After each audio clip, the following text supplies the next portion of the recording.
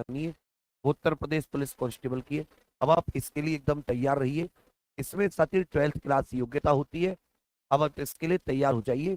Finally ये vacancy, ये जो फॉर्म है वो इसी महीने आप इसका फॉर्म की भरने शुरू हो जाएंगे। तो जो भी इसके डॉक्यूमेंट इत्यादि है, वो जिसके पास नहीं है वो सब कुछ बनवा कर, क्योंकि इस बार फॉर्म के साथ आपको कई सारे डॉक्यूमेंट भी अपलोड करने होंगे, तो उसके लिए आप पहले से रेडी रहें। इसमें 22,600 के करीब पद होंगे। इसमें शैक्षिक योग्यता 12वीं पास है। इसमें जो एज काउंट होगी वो 1 जुलाई 2025 को होगी। जनरल ईडब्ल्यूएस पुरुष 18 से 22, महिला 18 से 25, ओबीसी एससी एसटी पुरुष 18 से 27, महिला 18 से 30। 3 साल की इसमें छूट की बात चल रही है। इसमें याद रखिएगा, जो हाइट होती है वो जनरल ओबीसी एससी डब्ल्यूएस 168 पुरुष के लिए, एसटी पुरुष के लिए 160, महिला general OBC SC WS 152, ST 147। इसमें 4 सब्जेक्ट होते हैं। ऑफलाइन पेपर है। सामान्य ज्ञान के 38 क्वेश्चन, हिंदी के 37, रीजनिंग मैथ्स के 38 और रीजनिंग के 37। कुल मिला के 150 क्वेश्चन। हर एक क्वेश्चन 2 नंबर का होता है। 300 नंबर का आपका पेपर। सही के लिए 2 नंबर मिलेंगे और 0.5 की इसमें नेगेटिव मार्किंग होती है। तो कहने का अर्थ क्या है? कहने का अर्थ है कि जो यूपी पुलिस कांस्टेबल है उसमें साथ ही आपका ओएमआर आधारित 2 घंटे का पेपर होता है। ये जो ऑफलाइन पेपर होगा ओएमआर आधारित। बाकी इसके सिलेबस की बात करोगे तो हिंदी इसमें एक एक्स्ट्रा सब्जेक्ट जुड़ जाता है। बाकी रीजनिंग हो गया, मैथ्स हो गया और सामान्य ज्ञान जो है वो बाकी के जैसा है, लेकिन एक थोड़ी सी अलग है, क्योंकि इसके सामान्य ज्ञान में लगभग लगभग 20 से 25 ऐसे टॉपिक है जिनको स्पेशल टॉपिक कहा जाता है, तो आपको उसमें ध्यान में रखना हो। अगली जो एक साथी बड़ी वैकेंसी है वो एसएससी जीडी जो 2025-26 वाली वैकेंसी है। इसमें पद जैसे आप पे 40,000 है, लेकिन कोई कहीं से जैसे कुछ सूचना है कि इसके पद बढ़कर 70,000 होने तक की संभावना है। इस बार जो एसएससी जीडी की वैकेंसी आएगी, इसमें 11 नवंबर के आसपास इसका एडवर्टाइजमेंट आ रहा है। 15 दिसंबर इसका मतलब फाइन मतलब फॉर्म भरने की लास्ट डेट है।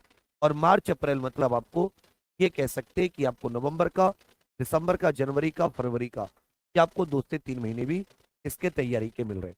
इसमें सबसे पहले कंप्यूटर आधारित टेस्ट होता है। 4 सब्जेक्ट आते हैं। इसमें आयु जनरल 18 से 23, ओबीसी 18 से 26, एससी एसटी 18 से 28 और ये मात्र 10वीं पास होती है। इस बार इसमें आरपीएफ कांस्टेबल की वैकेंसी भी आ रही है, ये भी आप अच्छे से जानते हैं। उसके बाद में इसमें 4 सब्जेक्ट होते, रीजनिंग, जीके, मैथ्स, इंग्लिश या हिंदी में से कोई एक। चारों के 20-20 क्वेश्चन, कुल 80 क्वेश्चन, 1 घंटे का पेपर होता है।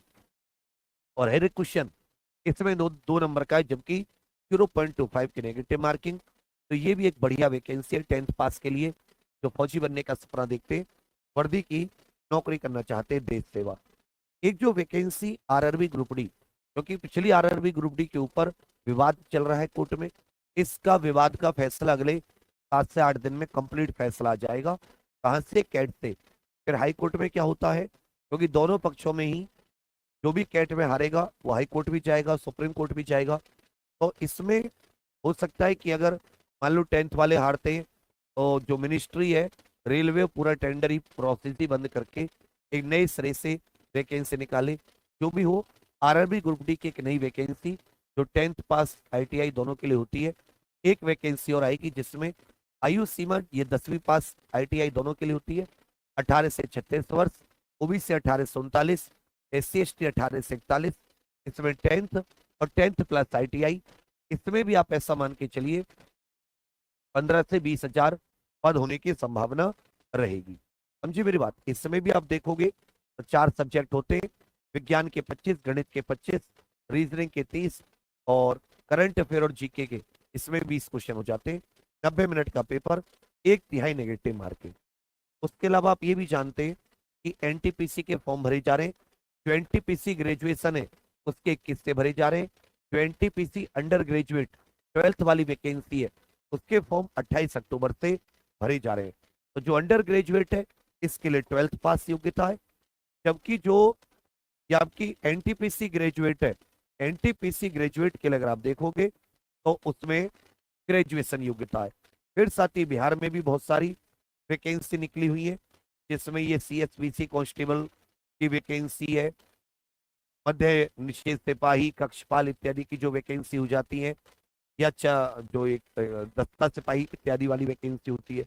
इसके अलावा इसमें जो यूपी ट्रिपल एससी की वैकेंसी है, क्योंकि नवंबर में पैट का रिजल्ट भी आ जाएगा, तो जैसे ही पैट का रिजल्ट आता है, जो पहली वैकेंसी आपको देखने के लिए मिलेगी वो लेखपाल वीडियो आदि की वैकेंसी होंगी। लेखपाल वीडियो तो मतलब अब इसमें भी इतना समय नहीं है कि आपके पास बहुत समय हो, तो अपनी एलिजिबिलिटी चेक कर लीजिए। 10th पास है, 12th पास है, ग्रेजुएट है, सबके लिए इसमें वैकेंसी है।